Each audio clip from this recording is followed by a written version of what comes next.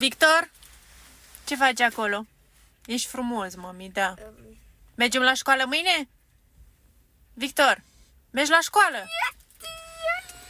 Nu știu voi, dar eu am emoții pentru mâine și am emoții și din cauza faptului că foarte multe cazuri de gripă sunt la noi în oraș.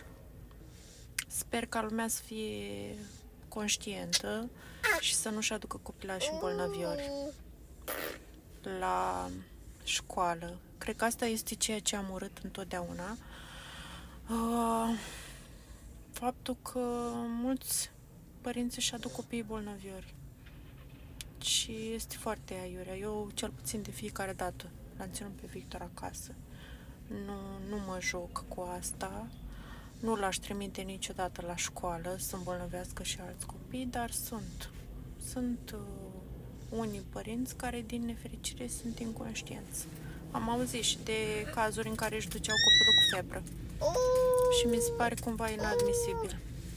Dar asta e. În altă ordine de idei, sper să fie bine. Doamne ajută!